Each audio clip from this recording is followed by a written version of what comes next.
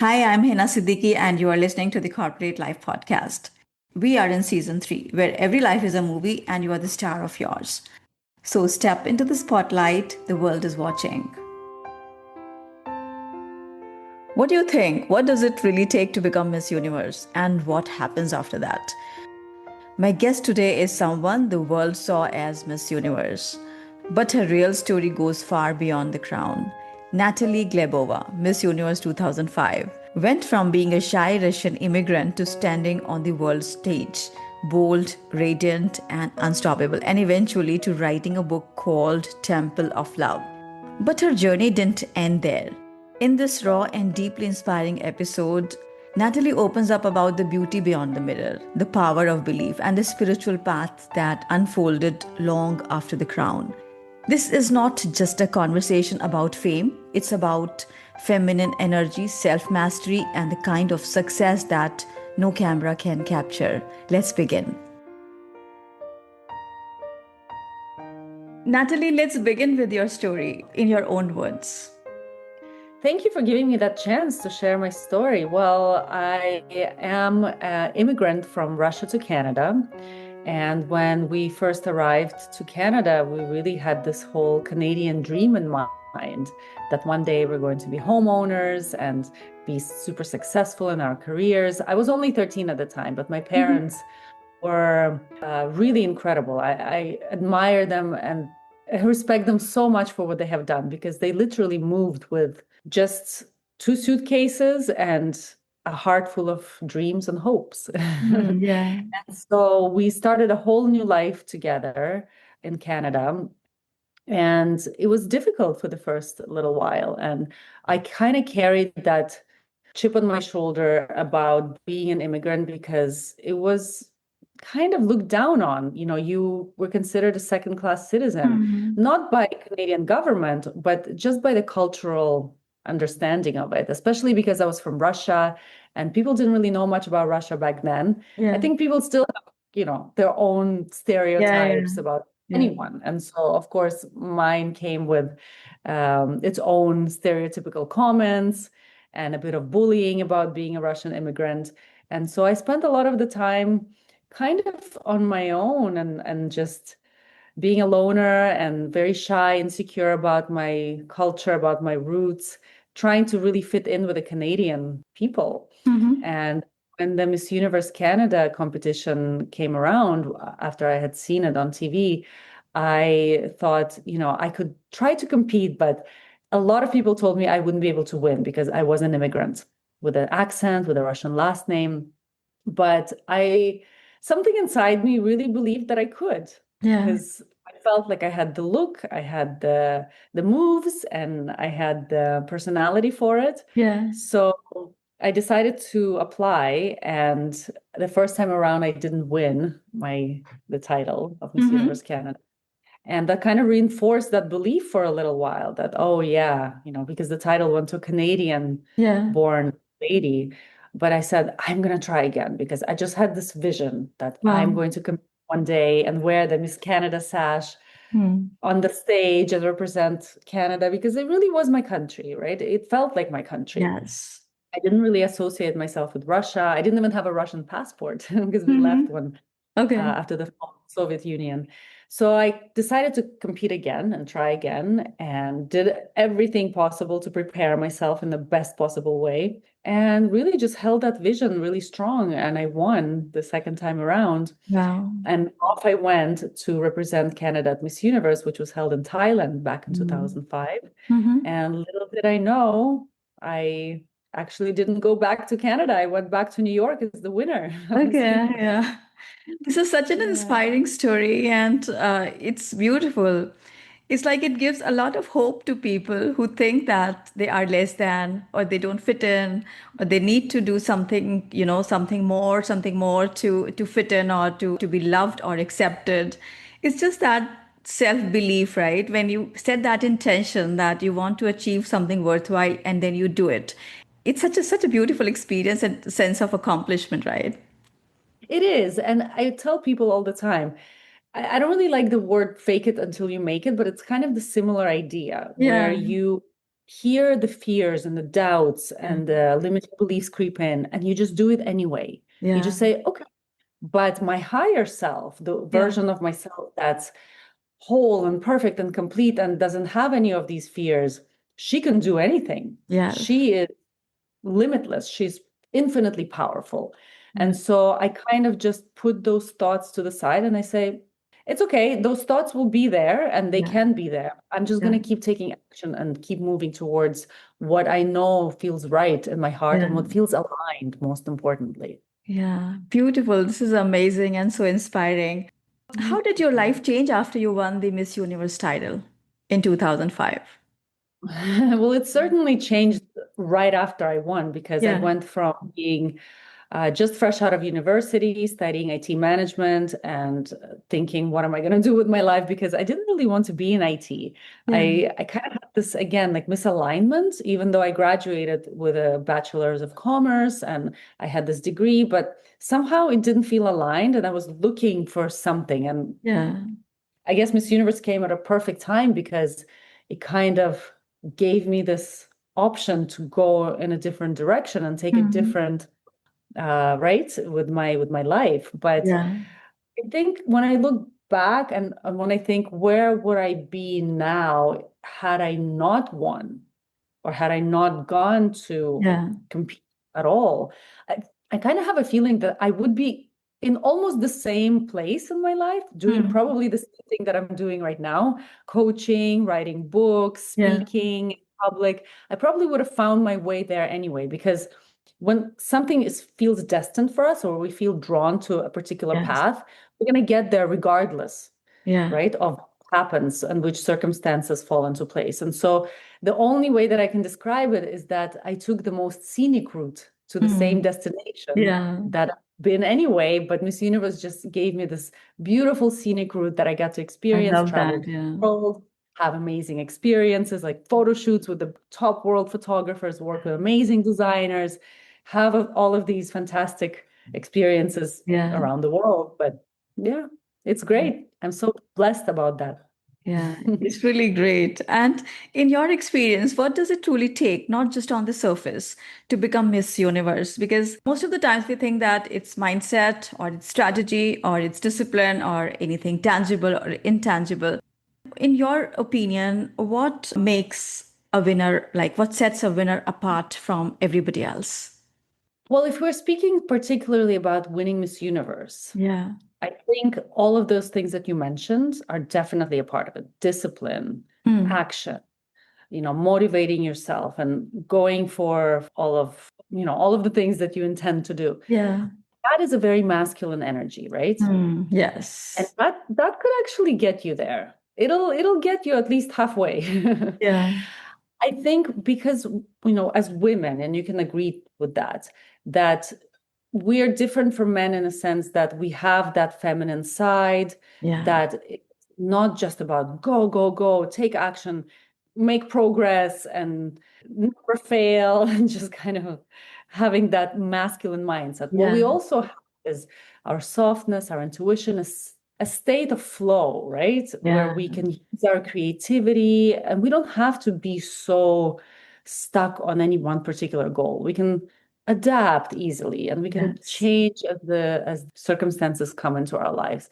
So with Miss Universe, I feel it's a very similar thing Mm. where you need to have a certain amount of masculine energy, obviously, Yes. because it's a very action-oriented, goal-oriented thing to go and win a title. Yeah. But at the same time, if you are only using that part of your energy, the masculine energy, you're going to miss out on that softness, on that Yeah. heart-oriented approach that actually connects to people heart to Yeah. heart. Yeah. The And receiving about side of the receiving side of it. yeah, Yeah. exactly. And so when you connect to other people in the pageant, when you connect to the audience, when you connect to the organizers, people feel you on that heart level. And Yes. I think actually even easier to win when you just soften around the edges Yeah.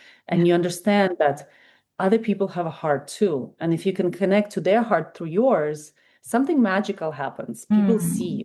Yeah. People see you. Yeah. It's all So about energy, right? yeah, of course it is. Yeah.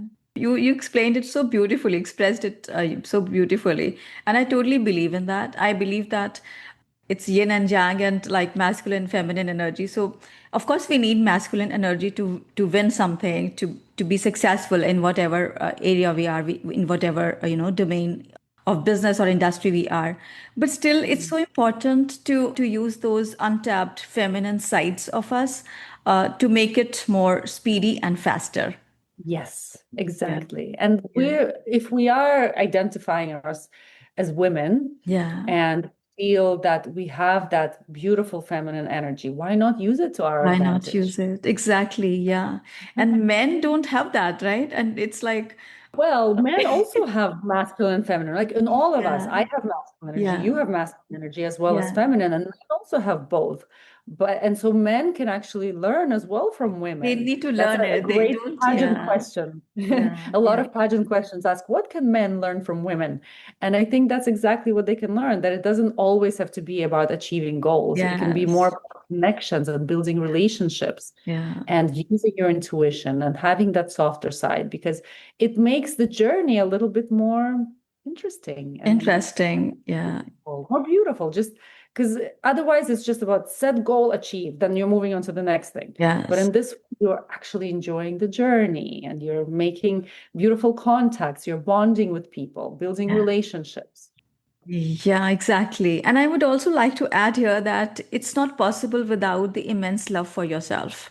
Because if you Mm. don't love yourself enough, you won't be able to take that walk, that tough road, and you would either give up or you would self sabotage in some ways. So it's so important that you have that self love with that degree where you just can do anything because you want it. So here I would That's like it. to say that when I was growing up in India, it was more of, gender bias kind of stuff, like women are not at par with men and men are better than women. And that's the side of the story, if you know about it. So for me, it was more like proving to people like my success, like, okay, I can achieve it. I can do better than boys. I can do better than men. I want to, show this to the world, to my community, to my family that I can do better. So it started from there. So I think we also think like if we just take that masculine side of it and we compare ourselves with the men and compete with them. And then I know that this was not the right thing to do at the beginning, but then my journey started with that proving Mm. yourself to the world. So this is very interesting what you just said. And after the initial excitement ends, right, you win some title or you get some phenomenal success in an area of your life. Now it's a spiritual process that we are shown the dark side of it. We are shown our limitations. That's the process. And without that, we can't achieve anything worthwhile. What would you like to say on that?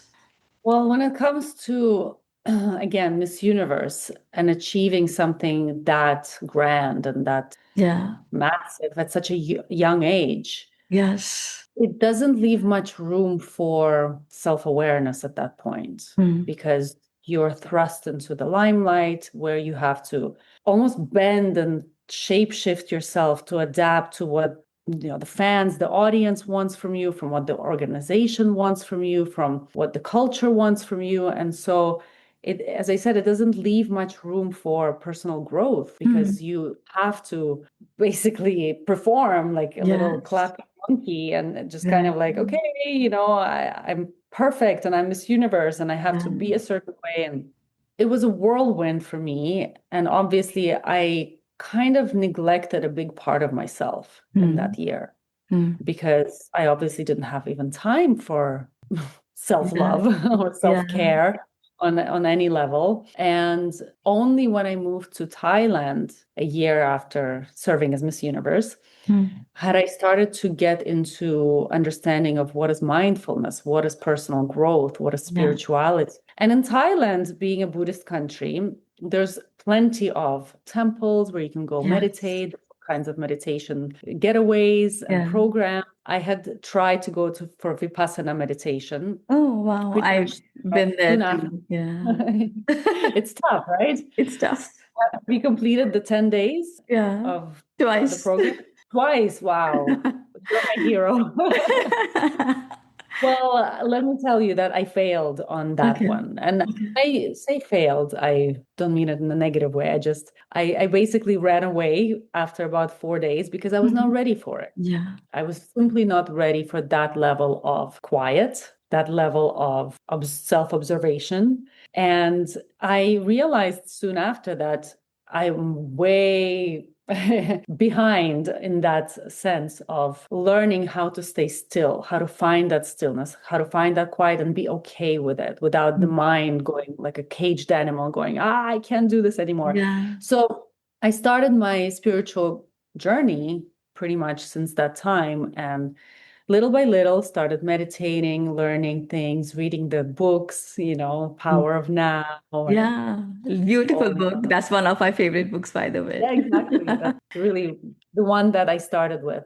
Yeah. And I really started to go inwards little by little. For some people, it could be like a knock on the head and something colossal happens, and all of a sudden they might completely change and start their spiritual journey from something that happened all of a sudden. Hmm. But for me, it was just a slow, gradual process. Yeah. And so, because I was still in the entertainment industry, I was again still caught up in the material world and in the Hmm. superficial world of beauty. And because I had seen it from, swinging the pendulum all the way to that height of world, I also understood that the pendulum has to swing back the other way Mm. Oh, yeah. to find the inner beauty, to find the who I am on the inside without all the titles, without all the Yeah. material possessions, without everything that I believed myself to be, without even the physical attributes, like who am I? And so Yeah. it was a journey. It was a long journey to discover myself,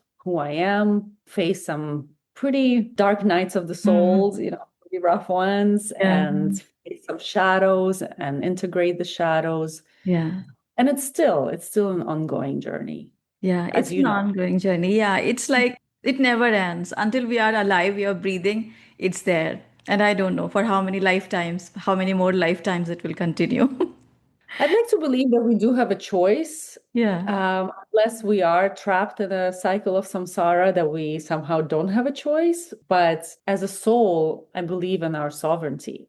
If we had done the work and we have Yeah. actually understood in one lifetime what actually it's all about, and maybe not fully, but at least partially glimpsed it, Partially. Yeah. I'd be able to say, okay, I've worked enough of my karma and made enough of a peace with myself to Yeah. not have to come back. And Hmm. so, Yeah, this is amazing that you said that. It's very interesting because I was just talking to a person who's a friend who's very spiritual, is a spiritual teacher, like having sessions with celebrities in India also.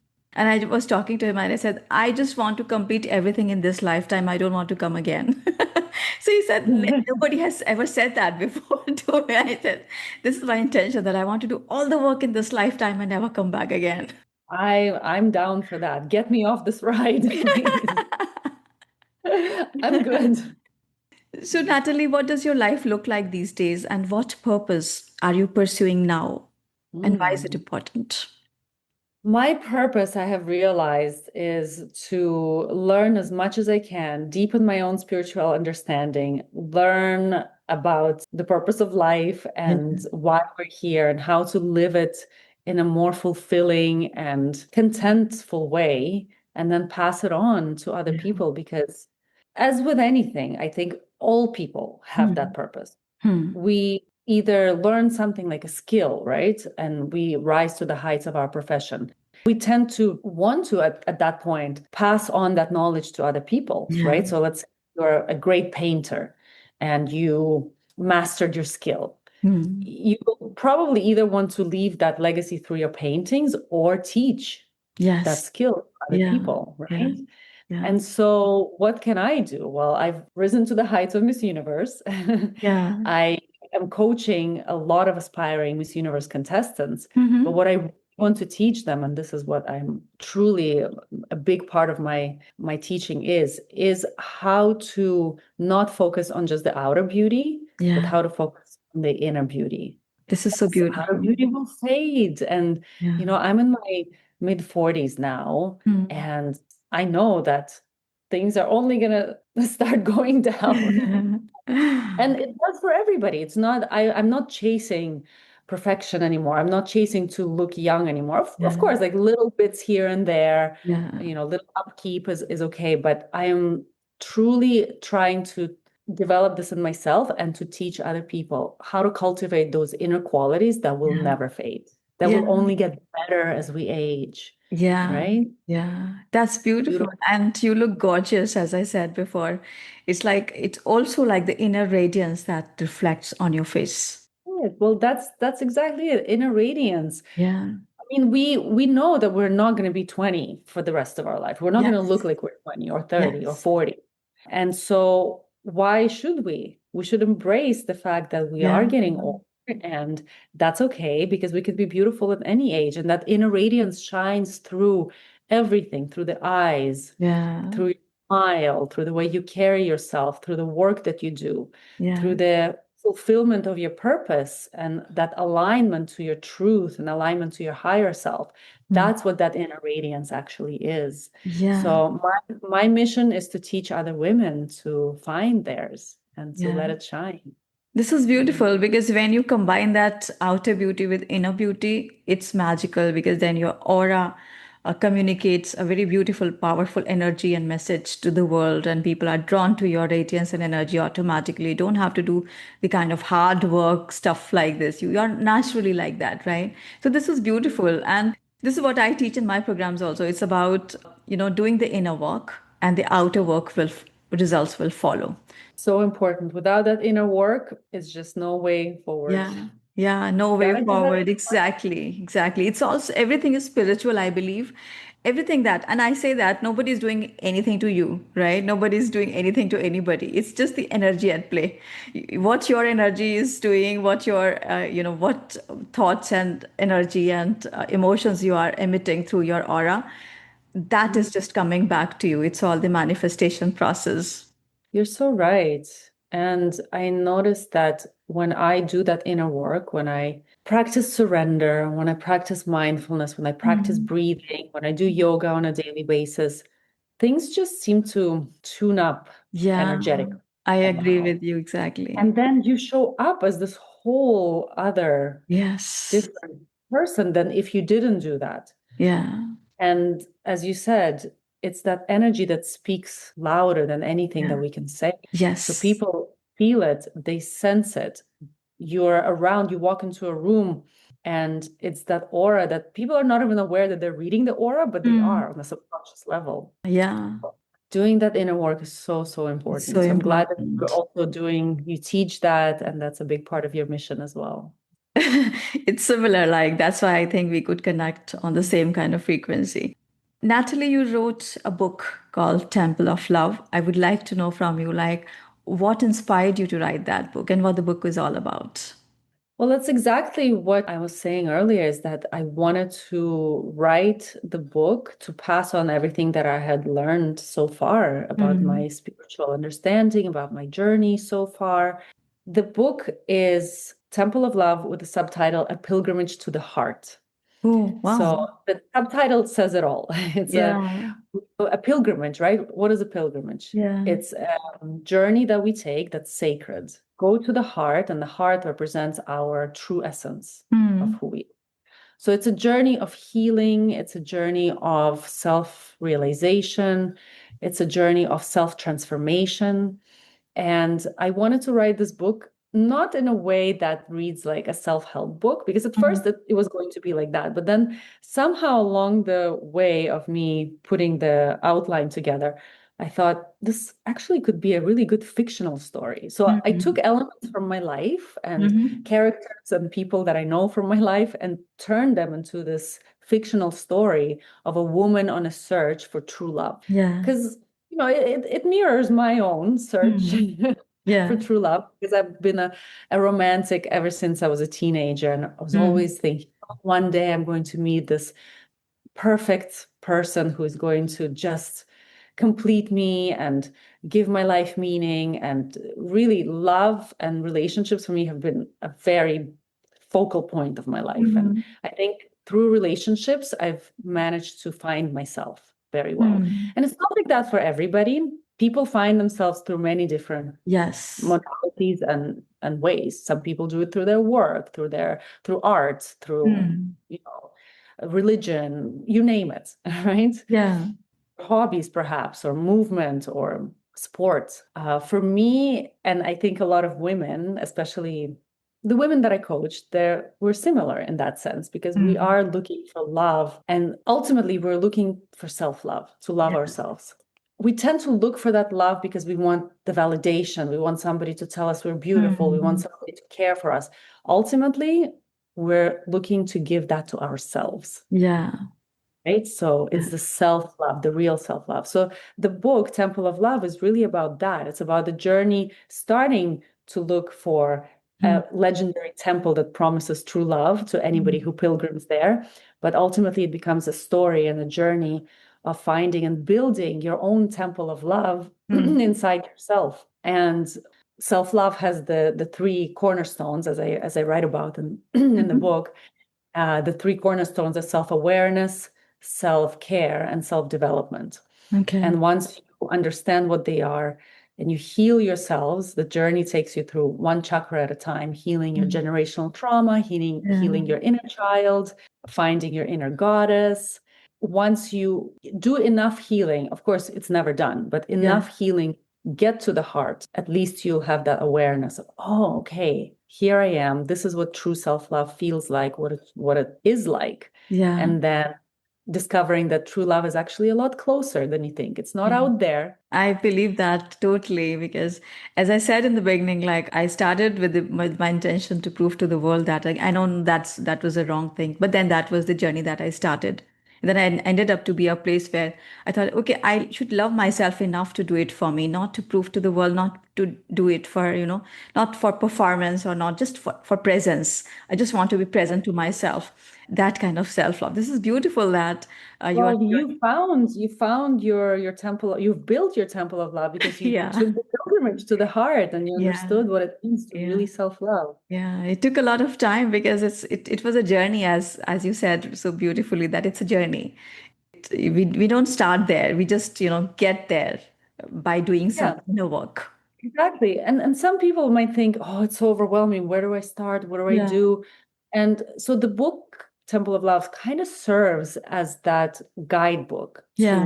where to start, because I actually give a lot of practical tools and Hmm. ideas of what you can do. I draw a lot on Vedic philosophies from Hmm. India, Yeah. from ancient texts and scriptures, as well as from yoga, because I'm a Yeah. yogi. Yeah. So a lot of it is very much heavily influenced by Vedic philosophies, a bit of Buddhism and yoga. But there's also so many new age modalities Hmm. talk about in the book. So plenty of ways that Hmm. you can start. And in Temple of Love, you can get some real life practical tools and exercises you can try, including This is breath work. beautiful. This is beautiful. I would love to read that book, and I will also include the link to the book in the description section so that people can find it there. And if you have a copy of it, would you like to show that?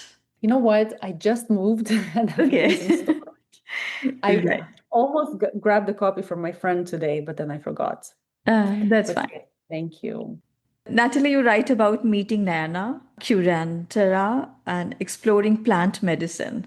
This looks interesting. So, what is it like? What would you like to talk a bit about that?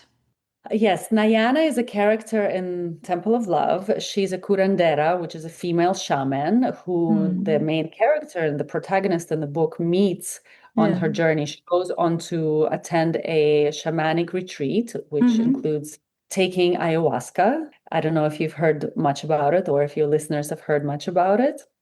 It's a shamanic brew that has Hmm. been around for thousands of years, originating in the Amazon jungle, spanning many different countries like Peru and Brazil and Venezuela, amongst others. And they have used this brew to Hmm. connect to the spirit world, Yeah. to essentially enter an altered state of consciousness, to be able to connect to the spirit world and connect to the plant essence of ayahuasca. It's a feminine, almost like a motherly energy. That's why Mm. they call her Madre Ayahuasca. And I myself have experienced this shamanic ceremony as well with a woman from Peru, and Nayana is based on this woman. So Okay. it's inspired by true events and real life events. And so in recent years, and I think in the Western world, ayahuasca has kind of become very popular and trendy right now, and Mm. people seem to gravitate towards it, and they go to Peru and other countries to just do kind of like quick healing. Okay. And I think it's almost abused in that way, and especially because it has a dark side of this industry where a lot of the shamans, Mm. they take advantage of people and things like that. And they're not really doing it for the right reasons. They're not Mhm. facilitating the process correctly. But if it's done with the right intention, in the right setting, with the right people, with the right shaman or Mm. curandera, as they call the female Yeah. shamans, it can be a profoundly awakening, heart opening, enlightening experience where the veil of the subconscious mind lifts temporarily and you're able to access a lot of the things that have been staying buried deep Mm. down. A lot of the things like traumas, unconscious patterns, the shadow self, Yeah. but also the beautiful things like your inner Yes. self. Your Yeah. core essence, who you truly are, becomes available to you to take a glimpse and connect to that. Because with our minds, right, we're so busy in our daily Yes. lives, our minds are constantly talking to us and the ego is running the show. Mm. But any kind of plant medicine administered correctly and done properly, you're able to temporarily lift that ego or move it to the side That's to interesting. connect back to Yeah. your true essence. So Yeah. everyone has a different experience and it Hmm. varies widely across person to person and also time to time that you do it. But in Temple of Love, you'll be able to read my experience Mm. and the things that I had seen, felt, and experienced in the ceremony, which was really the confirmation that I was searching when I Mm. started the spiritual journey. What else is there besides the physical Yeah. world, material world that we see? I Yeah. got that confirmation that there's so much more So that we much don't see more. Yeah. and we don't understand, and we might not even fully ever know. Mm. But at least it gives you a glimpse and sets a benchmark for how it could be, for Yeah. the love that is possible, for the awareness that is possible, Yeah. for healing that is possible. Mm. So it's, again, it's not a one-time thing that, oh, I've done it, I'm good now, I'm forever fixed. It is, first of all, there's an integration process that Mm. happens afterwards, and you should look for a person, a shaman, who is going to then help you integrate Okay. everything seen and experienced, because Yeah. otherwise it's useless. It's Yeah. not gonna do anything. Okay. And you need to have a plan moving forward. Okay, I've done this. What now? How can I take everything that I learned and apply Mm. it to my life? What actions can I take? What intentions can I set for further healing and for further development? That's very interesting. That sounds very interesting because this is for the first time I'm hearing about this modality. This is very interesting, and I think that I can get more about this in your book and try to find out on my own, like how can I find some shaman who could Hmm. help me with this? Yeah, this is very They're interesting. out there. Just as I said, do your research, talk to people who have done it and who they can recommend, Hmm. and maybe interview the person who is going to be doing it. Because as I Hmm. said, they need to have the right intentions as well. They Yeah. shouldn't be doing it just for money or just for Yes. fame or to be the guru, right? Yeah. Yeah. I'm very careful about people who tend to have that guru complex. Yeah. And yeah, somebody who truly wants to share this as a gift, because it is a gift Yes. from It's a gift. nature, Yeah. right? From Yeah. It's lovely. And as you were writing this book, Natalie, did you ever think that I can't do this? And what kept you like going? Writing the book is definitely a big task. I guess there were moments where I felt frustrated and overwhelmed. I don't think I ever felt defeated to the point where it's like, oh, that's it, I give up, I quit. Hmm. I think I just kept motivating myself because I've accumulated so much information and knowledge and experiences that I felt like I needed to get it out. So Yeah. the book was almost writing itself because I just felt like I need to get it out. And that was my intention.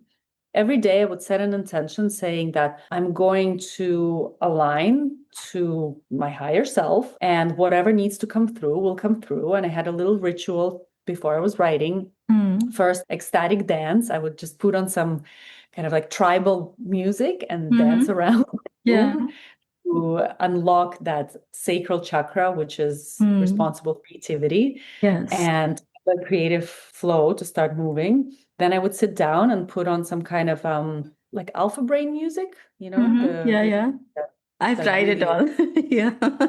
of course.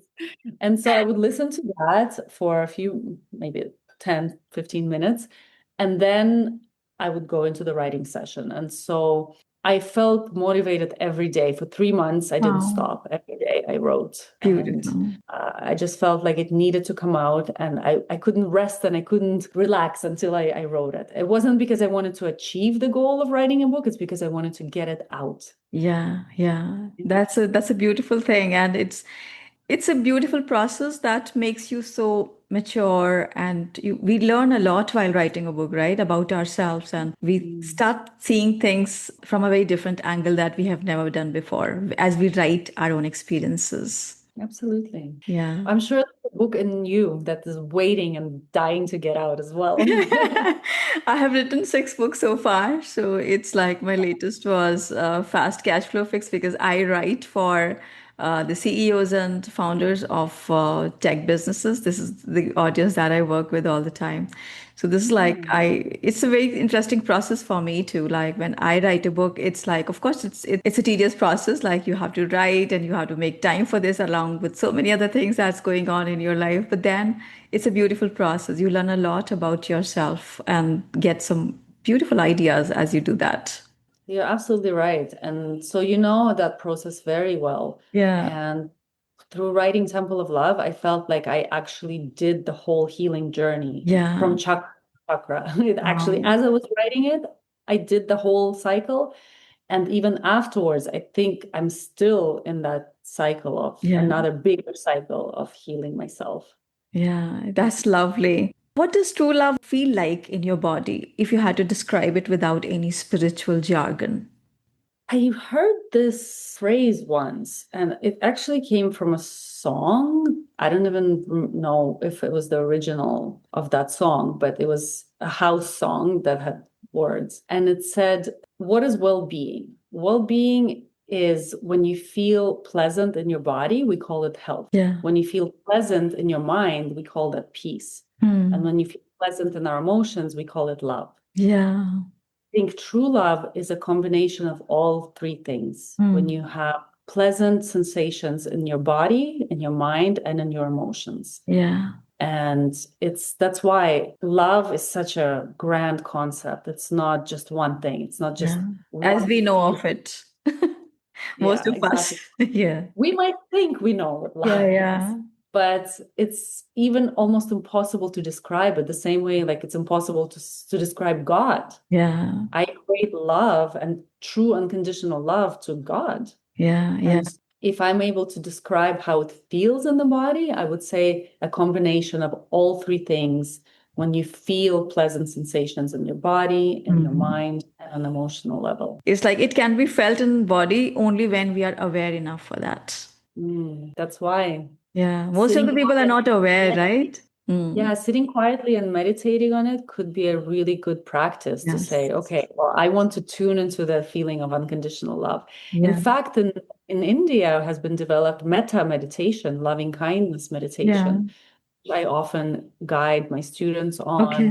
if I ever feel like I want to experience that vibration of unconditional love, I Hmm. try to run through that sequence of sending love in expanding circles from outside of myself Yeah. further and further to my loved ones, to the people that I know, people that I Yeah. don't know, people that I Yeah. might consider enemies, and like everything in existence. And so It's it's a a beautiful beautiful one.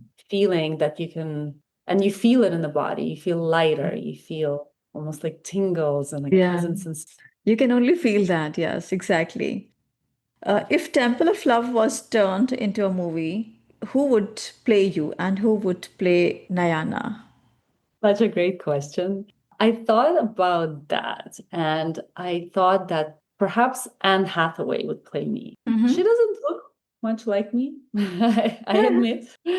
She's absolutely stunning in her own way, and she's just such a wonderful actress. I Um, think she has a way of being able to portray very feminine qualities, mhm. which my book really talks about embodying a lot of the feminine qualities. I think she has the capacity to hold all of that feminine energy and showcase it. For Nayana, I would probably say someone like Salma Hayek. Mhm. She's got wisdom shining through her eyes. And that's Wow. exactly what Nayana is. That's interesting that you are so much clear on that. I'm sure if I really had to cast, maybe I would have to run through a lot of lists of Yeah. actors, but just off the top of my head, these are the two names that came to Yeah. me. Okay, so what's the line or paragraph in your book that still makes your heart beat faster when you read it? There's one particular segment where I speak to another main character Mm-hmm. called Alejandro, who is my friend in the book and Mm-hmm. someone who stands by me as a spiritual guide and as a support system, and someone who ultimately helps me to open my heart. And in one of the sections, he goes on a bit of a monologue where Yeah. it almost seems like he's channeling something and it's coming through him. And he says, these days everyone is looking for a magic pill, a Yeah. magic pill to take the pain that they're in away. And they're Yeah. trying really hard to escape and do this and try this and figure out how to take that pain away. But nobody is actually willing to look at themselves and face the reality. And that Yes. sometimes it takes a lot of work and inner strength and courage to really look at yourself, dissect yourself. Yeah. I think I wrote something like, as a patient paleontologist, brushing layers carefully away to reveal the gorgeous artifacts that's underneath, Mm. and then dissect the specimens under a microscope to really look at yourself. It's not easy, right? Yeah. It's not easy Not to look easy. at yourself. And in those moments is when most people turn away and then they Mm. see their darkness, they see their shadow. Sometimes they even see their light and they can't handle it. Can't handle And it. so they turn away, they look away, they escape, they distract themselves. I'm victim to that as well. We've Yeah. got social media. Instead of sitting quiet and stillness, sometimes I have that urge to check my social Check. media or check Yeah. my phone. Yeah. Same. None of us are immune to that. And Yeah. so, but it does take a lot of courage and it takes a different mindset to really say, you know what, as hard as it is to look at yourself, Mm. no one is better equipped than you to do Yeah, that. yeah. It takes a lot of practice too. And it's a beautiful thing that you just said that we are living in the age of social media and we are so much keen on like, or you just have that itch, right? That just go and check your LinkedIn or your Instagram or just see the mail, like what's coming up. So this is like we live in that age and nobody's immune to that. Yes, this is beautiful. That's so true too. When you imagine a woman reading Temple of Love alone at 2 a.m., what do you Mm. hope she feels in that moment? In that moment at 2 a.m., Mhm. I would like her to feel a combination of strength and vulnerability at the same time. Strength in a sense that she feels that she's empowered to take life in her own two hands and realize that she is responsible for her Yeah, life. No one is coming to do it for her. No one is going rescue to. her. Yeah, Exactly, that she is the one who can create her life, design her life, yeah. to take action on her life, and to essentially let the reality become a mirror of what's going on the inside. Mm. It is, right? Everything we see on the outside is simply a reflection of who we are on the Absolutely, inside. And absolutely. we are responsible for that. Yeah. In that sense, we have that divinity inside of us to create and to have the power to direct where we Mm. want our lives to go. And at the same time, as understanding that power and understanding that incredible ability, I want her to also find the humility and vulnerability as Mm. well. Yeah, Because if we only have that strength, that's then again, an ego takes over and it's like, yeah. okay, running the show. I'm the greatest one. I don't need anybody. it's the ego Yeah. will take over very quickly. Yeah. Versus on the other hand, if you also super in humility and vulnerability, the ego will also come in and say, I'm the victim, I am poor little me, right? Yeah. So combination of these two things, the strength and the humility, the Yeah. power and the humility in a sense that we are, just a little tiny speck in this unfathomable grand scheme of the cosmos, of the universe. Yeah. That sometimes we feel like, oh, my life, I'm the center and everything revolves around me.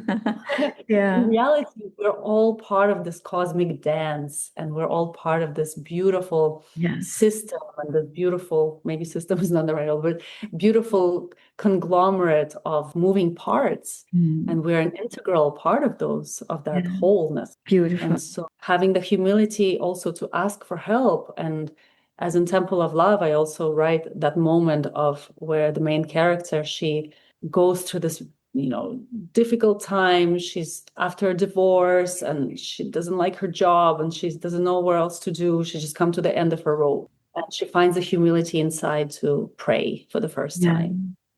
Right. And so sometimes we need to let go of that armor and just say, okay, I surrender. I Yeah. surrender. I love Let the that. universe guide me. Let my angels and my spirit team lead me and support me. I rely on them as Yeah. well as I rely on myself. Yeah. This is So so true, and you expressed it so beautifully. It's so important that we know that we are supported. We know that we are not never a victim. We always have a choice. By doing some work, by changing our inner self, we can change the external environments, the people around us, and everything. But people don't believe in that usually. They are more into like they want to change the mirror, the reflection, and not the person actually, the so this is something it's happened without. impossible. You cannot Yeah. change the reflection unless you Yeah. change the person that's looking in the mirror. Yeah, Mhm. yeah. Just keep on blaming people, blaming gods, circumstances that this is not happening, that's not happening. I'm a victim. Blaming parents Blaming for parents, exactly, whatever. society. Yeah.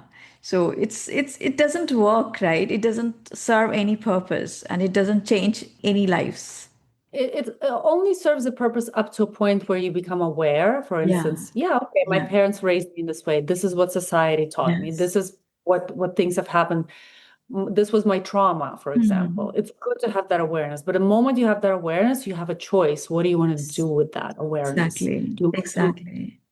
don that victim mindset, or do you want Mhm. to say, no, I am in charge here. I Yeah. can do so many things, and it's up to me to change my perspective. And if you need to cry, go ahead and cry, Cry. because we don't Yeah. want to escape and Yeah. bypass, and we don't want to block the emotions from coming. But that's why I think as women, we have another gift that we're able to express our emotions a Yeah. lot Easily. easier, Yeah. Yeah. not only because of our biology or Mhm. whatever it is, but also culturally, it's okay for women to cry, right? For Yeah. men, it's not okay to cry. But I think a lot of the men these days, I'm noticing they're much more easy to show vulnerability. And I think that's Yes. beautiful. Yes. Yeah.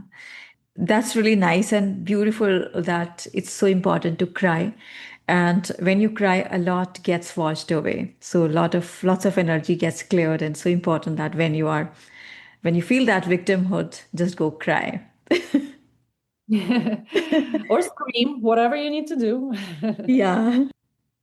Natalie, what are you still learning about yourself? Ooh, I'm still learning every single day. I'm still learning how to surrender. Hmm. I think it's probably one of the hardest parts. And in Temple of Love as well, there's a message encoded into the pyramid, the Temple of Love itself. One of which is, of course, the secrets of true love, of Yeah. self-love, as I mentioned before. And another secret is the steps to personal transformation. How do you go from where you are to where you want to be? And the moment you have that awareness of the issue, the pattern, the habit, the reality of what you're doing or how you're living, that's when that process begins. And that's when we can set the intention, which is the second part. then we can take action. And I feel like those things, for me at least, kind of come easily Mm. because I've done it, right? I've Yeah. set goals and I've done them. I've won Miss Universe. I've written a book. I've, achieved things that I wanted to. Yeah. But surrender, which is that last piece of the puzzle, is really the toughest one because sometimes we're so set on an outcome and things going in a particular way. Mm. And when things don't go as planned, we either get angry or we start to push, which creates resistance and drops our frequency and doesn't keep us in alignment to what Yeah. we want. Because we're creating that resistance. And so surrendering and going with the flow and seeing how things unfold without reacting to it by saying, okay, things are not going the way that I want to go, but trust, surrender, take a deep Let breath. go of control. Let go of control. Yeah. You don't know what Yeah. good can come out of this Yeah. if you just let go. And maybe I'm not going to achieve exactly that, but maybe it's going to be even better. Much better. Maybe Yeah. it's going to direct me to something even Yeah. better that I couldn't even imagine. Yeah. So it is something that I'm learning still every day, but that's part of the process, That's part of the right? process. Yeah. Yeah. Right. So, fame or freedom, if you had to choose one today, which one would you choose? Oh, by far freedom. I think Freedom. my middle name should be freedom. Ever since I was a child, I remember being a child going to my grandparents' house, and at my grandparents' house, I didn't have the same strict schedule as at my parents' house. Yeah. And I would scream out freedom, and I would run back and forth, and I just feel that freedom. And it's been the theme of my life. I think, in Yeah. fact, by numerology, my life path number is 5, which is Oh, seeking freedom. yeah. That's what it translates to in numerology. And no amount of fame. In fact, fame, I see it as the opposite of freedom Yeah. because I've had fame and Oh, I've been in yes. a position where my life was not my own. I had to conform to the organization, to the Hmm. culture, to society, to the way I was expected to be. And that fame actually took my freedom to be myself away to a certain extent, of To course, this, because I had yeah. to uphold certain level of Yeah. appearance, a certain level of acting and being. And so I think I'm just to sometimes the horror of my parents. I choose freedom over everything, Yeah. even Yeah. financial stability or success Yeah. sometimes. Yeah. I so much resonate with you. Like freedom has been the core in my life. So freedom has been sort of like the main theme of your life as well, Freedom has right? been, yeah, freedom has been the main theme for my life. Like when I was in my country, I was living different at a different place because I wanted my place. I wanted to be just like me. And then I never could survive in corporate jobs because could not handle that 9 to 5 stuff. And I was like, and then I would say that I would never do that. And then I just left my job without any savings and stuff like this. I started my writing my first book and all that happened. Then I just moved to Dubai, just all alone Gosh. and just living the way I want to live. So this is so important. Like freedom has been the core instrument in my life too. So I so much resonate with you. Oh my gosh, have that in common for sure. Yeah. I survive in a corporate world, and like I said, my parents sometimes are like, "How are you do that? Like, how do you live? How do you do this?" But Yeah. that's a part of surrender, and I love what you said that you trusted enough in yourself and you Yeah. trusted enough in the universe Yeah. outside of you as well to catch you because you felt like you were in alignment. Otherwise, if you had decided, "Oh no, but." Because of my family or because of cultural conditioning, I should go into corporate life, but it was so out of alignment Yeah. to Yeah. you. Exactly. So imagine living like that. I mean, it would feel like a prison. Yeah, same, same. Like I have felt like that in my past, and now I'm so happy that I'm free finally. That's so inspirational, Hina. I really, Yes. really love that you did that. And that gives me a lot of hope. And I want everyone to hear you saying your story. Beautiful. Thank you very much for this. What last words would you like to say to my audience, and where can they find your book with ease? Hmm. The thing that I would like to say as the last word today would be the mantra that has been keeping me going for the past Yeah. couple of years. through all the challenges and crazy ups and downs. And this is happening for me. This is not happening to me. Yeah. Everything that happens is happening for me. And when I shift my perspective to that, it makes it easier to handle. It makes it easier to breathe. It gives it a lot more meaning. It's not just a meaningless bad thing that happened to you. It's purposeful thing that happened for my growth, for my evolvement, for breaking the generational trauma, for passing on inspiration to other women, for being able to talk about something and teach how to rise above those challenges to my daughter as well. And so if I could leave everyone with just this, whatever something happens, no matter what happens, always say this is happening for me, and watch how things change. Yeah. This is a beautiful mindset to have, and attitude that life is always happening for us and not to us. This is such a beautiful line, and this is such a beautiful mantra that we all can learn today and start using it in our lives whenever things go wrong. Yeah, it's been super helpful to me. And if people want to find my book, Temple of Love, Pilgrimage to the Heart, that's available on all the online retailers like Amazon, Barnes and Noble, I'm sure with delivery worldwide at this point. And you can also find me on natalieglebova.com, my website. Book a free inspiration call with me if you feel called to do so, because I love talking to people from all over the world and helping them truly find their inner beauty, crown their inner beauty queen, and to find that temple of love within themselves. That's beautiful. And we are going to include your information, contact information in the show notes section so that people can find you there and connect with you. It's beautiful. And I'm looking forward to recording with you in studio whenever you are coming to Dubai or whenever I'm coming to Bangkok. I'm looking forward to that as well. I'm sure we have so much more to talk about. We could go for hours. We can go for hours, exactly.